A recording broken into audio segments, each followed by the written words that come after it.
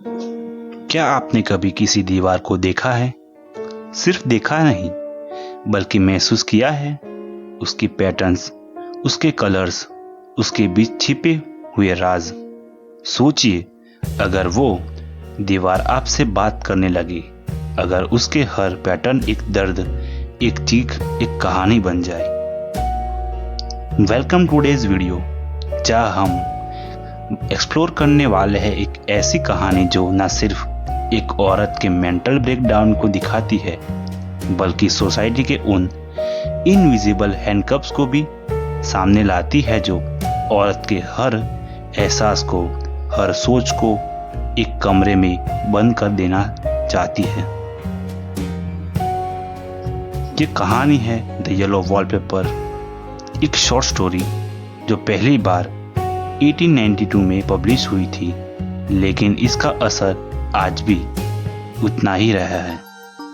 Charlotte Perkins Gillman ने यह story लिखी थी अपने पर्सनल एक्सपीरियंस से बेस पर।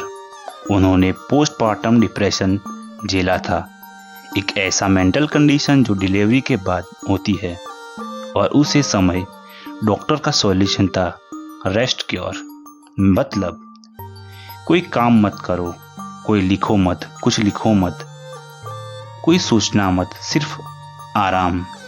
लेकिन सोचिए, अगर किसी आर्टिस्ट से उसकी कल्पना छीन ली जाए, अगर लिखने वाले से उसका पेन छीन लिया जाए, अगर एक औरत से कहा जाए कि उसका दर्द सिर्फ उसका वहम है। ये कहानी फेमिनिज्म की भी है, मेंटल हेल्थ की भी है, और सोसाइटी के उस अंधेरे कोने की भी है जहां एक औरत चुप रहती है, लेकिन उसकी आंखों से उसका दर्द चीखता है। एक पुरानी हवेली, एक अंधेरा कमरा, और एक नई माँ जो अपने पति के कहने पर यहाँ रेस्ट कर रही है। सिर्फ रेस्ट। लिखना मना है, मिलना मना है, सोचना भी ज्यादा मना है, सिर्फ आराम ही करना है। मैं नरेटर, जिसका नाम कभी मेंशन नहीं होता, एक लिखने वाली है, लेकिन अब वो लिख नहीं सकती क्योंकि उसका डॉक्टर, उसका अपना पति जॉन है, कहता है कि वो बीमार है और इसलिए उसे कुछ भी सोचना या लिखने से दूर रहना चाहिए। नरेटर कहती है, मुझे लिखना पसंद है, मुझे अपनी फीलिंग्स को लिखना, समझाना पसंद है, लेकिन जॉन कहता है लिखना मेरी तबीयत खराब कर रहा है। नरेटर एक कमरे में शिफ्ट होती है, एक बड़ा कमरा जिसका एक दीवार पीले रंग के वॉलपेपर से कवर है। शुरुआत में उसे ये वॉलपेपर घिनौना लगता है, उसका कलर, उसका स्मेल, उसकी पैटर्न, सब कुछ अजीब है। लेकिन जैसे जैसे दिन गुजरते हैं, जैसे जैसे वो अकेली पड़ती जाती है, वो वॉलपेपर को उसके लिए सिर्फ एक वॉलपेपर नहीं रहता। उसकी डायरी के पेज से हमें उसका दर्द पता चलता है, उसकी बेचैनी, उसका ब्रेकडाउन। कभी कभी लगता है उस वॉलपेपर के अंदर कोई है, एक औरत जो चलती है, लेकिन सिर्फ रात में। दिन में वो चुप रहती है, लेकिन मैं उसे महसूस करती हूँ। ये हेलुसिनेशन नहीं, ये उसका दर्द है जो अब शेप लेने लगा है। हर दिन वो वॉलपेपर को देखती है, हर दिन उसमें कुछ नया दिखाई देता है। उसकी पैटर्न हिलती हुई लगती है, जैसे कोई उसके पीछे से भाग रहा हो। उसका लिखना चुपके चुपके चालू हो जाता है। वो हर लाइन में और ज्यादा ऑब्सेस हो जाती है उस वॉलपेपर के साथ। मैं उस औरत को दीवार के अंदर से निकालना चाहती हूँ, ये नरेटर कहती है। उसे आजाद करना चाहती हूँ। वो मैं हूँ, मैं फंसी हुई हूँ। फिर एक दिन जब जॉन घर पर नहीं होता, नरेटर पूरा दिन उस वॉलपेपर को सामने बैठे जाती है।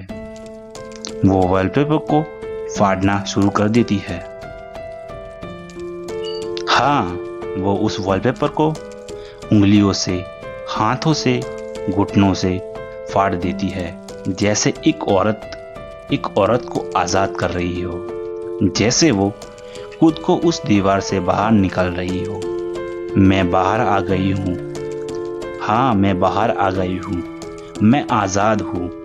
वो औरत मैं ही थी, मैं हूँ, और अब मैं किसी के कहने पर नहीं रुकूंगी। जॉन जब वापस आता है, वो उसकी हालत देखकर शॉक हो जाता है। उसके होश चले जाते हैं और वो बेहोश हो जाता है। और उसके बाद हमारी नरेटर एक फेमस लाइन कहती है, I'll pull off most of the paper so you can't put me back। ये कहानी एक औरत के मैडनेस की नहीं है, ये कहानी औरत के मैड होने के लिए मजबूर कर देने की है। सोसाइटी ने उसे सुना नहीं, समझा नहीं, सिर्फ साइलेंस दिया। और जब उसकी चीखें वॉलपेपर के पैटर्न से निकल कर सामने आई, तब जाके सबको समझ आया, लेकिन तब तक देर हो चुकी थी। Themes and final symbol. Mental illness को समझने में जरूरी है। उसे इग्नोर करना, उसे बढ़ावा देना बहुत ज़्यादा प्रॉब्लमेटिक हो सकता है। वॉलपेपर हर घर के कमरे में होता है, लेकिन इस कहानी में वो एक औरत के मेंटल प्रिजन को सिंबलाइज करता है। जब तक उसे फाड़ नहीं देते, आज़ादी नहीं मिलती। कभी कभी सबसे ज़्यादा खौफनाक आवाज़ वो होती है जो कभी बोली नहीं जाती, सिर्फ आंखों से, साइलेंस से और एक पीले वॉलपेपर के पैटर्न से दिखाई जाती है। अगर आपको ये कहानी समझ आई, अगर आपने उस औरत का दर्द महसूस किया, तो इस वीडियो को लाइक ज़रूर करें। एक कमेंट में लिखें, I see the women behind the wallpaper. और हाँ, अगर आपको लिटरेचर और स्टोरीज के ऐसे ही ड्रामेटिक ब्रेकडाउन्स पसंद है, तो सब्सक्राइब ज़रूर से करें, क्योंकि अगला वीडियो एक और ऐसी कहानी लेकर आएगा जहाँ सिर्फ लफ्ज़ नहीं, इमोशन बोलेंगे।